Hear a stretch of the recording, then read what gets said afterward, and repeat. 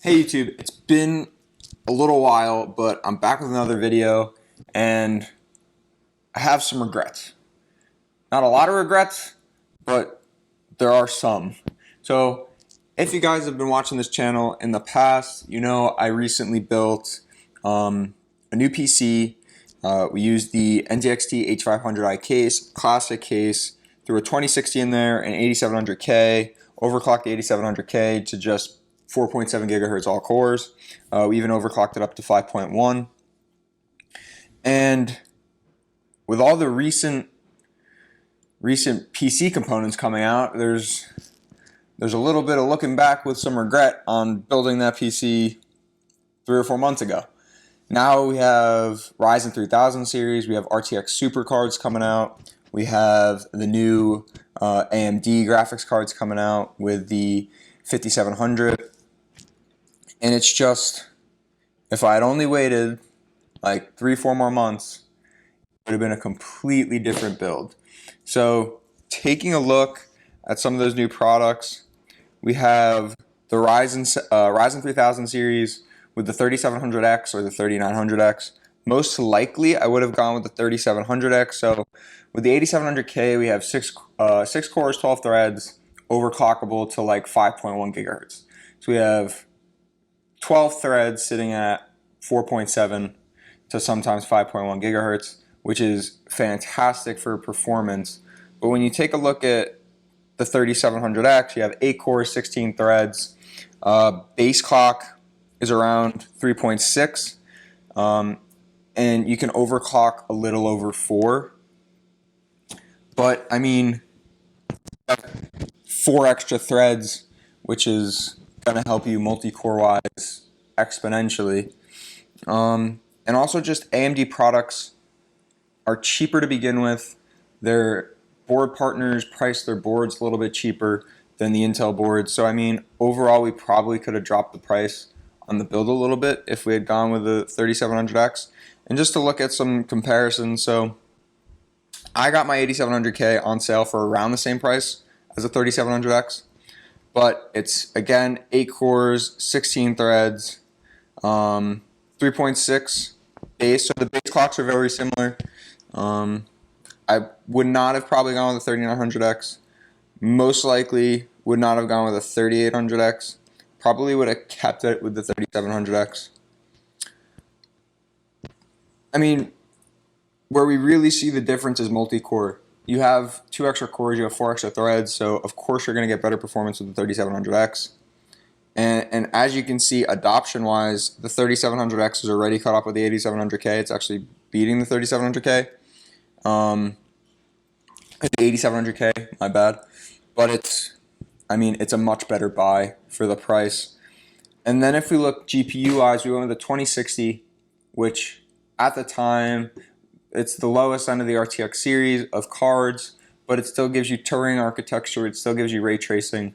It's still way better than the previous 1060 and even surpassed the 1070 Ti in some cases. But now with the 2060 Super coming out, I mean, again, way better performance, slightly more money, but like you're getting almost RTX 2070 like performance out of a 2060. So just to take a look at what we put in the build was the RTX 2060. So you get 6 gigs of GDDR6 memory, 1920 CUDA cores, 37 RT cores, and then 1680 base clock. So those are the main numbers that you have to worry about. And a 2060 is still a good price. But when you take a look at the 2060 Super for $399, so it's $50 more than the original MSRP on a 2060. Yet, first off, I mean, the Super branding, I'm not the biggest fan of it. Some people like it, some people don't. I like the chrome accent, but like just sticking a Super sticker at the end of an RTX 2060, I don't know what to say about that. But if we look at the specs, now we're going up to 2176 CUDA cores, so a jump of what, 250? Yeah, so a jump of 250 CUDA cores. You have an extra 4 RT cores, and now you have 8 gigabytes of GDR6 memory.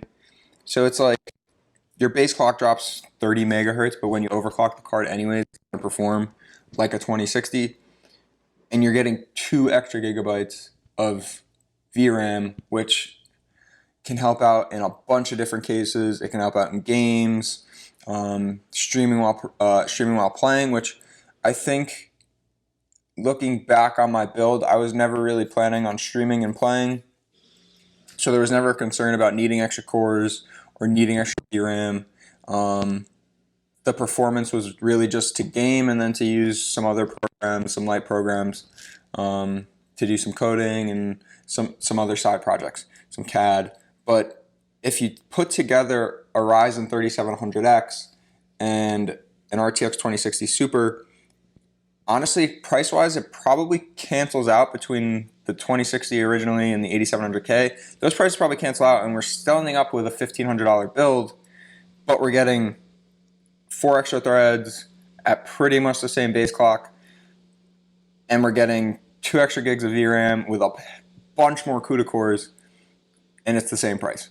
So had I wished I had waited the 4 months to do this build? Yes, but at the same time, the overclockability of the 8700K is really nice. You're never going to get a 3700X up to 5.1 gigahertz. It's just not going to happen. So if you're looking for like super fast single core performance for some games or some software, I'm still okay with my build. However, the $50 extra for an RTX 2060 Super, which pretty much gets you the original RTX 2070 at the same price, actually at $50 cheaper than the RTX 2070, it's hard to beat. I think the Super cards, it would have just been nice if Nvidia had just come out with these Super cards as the base models of their cards. I mean, if they had this ability to do it 4 or 5 months later, why not just come out with the card originally? I know it's to compete with AMD, but at the same time, it's a really good card. I haven't done too much investigation into the AMD 5700 series of cards, but looking at the RTX Super cards, they're hard to beat. So, to wrap up a little bit, I think this is a really good time to build a PC now that all the new hardware has come out. But if you're willing to hold off a little bit longer, and by a little bit, maybe another year or so, you're going to get new Intel chips. You're going to get the next generation of graphics cards. Intel might be coming out with their own graphics card by that point in time. You might get another series of Nvidia cards as well. So I think right now is a really good time to build. You have a lot of good options. You have the latest generation of Intel, so you have 9700K, 9900K. You still have the 8700K, which is still an amazing CPU for the price. And then the current Nvidia cards, the current AMD cards, they're hard to beat. So I think now is a really good time to build. I wish I had held off a little bit, but what you gonna do? There's always the ability to probably sell that 2060 secondhand, probably get like $250 for it, and then pick up a 2060 Super. So thanks for watching the video. This was a tough one just to swallow that I built that PC a little too early, but it's all good. It was for the fun of the build. If you guys have some ideas of different videos you want to see, like overclocking the 2060, some more game performance tests, comment on this video, and then we can make those videos happen. I know it's been a while since I made one, but I'm back. So comment below, like the video, and subscribe if you haven't already.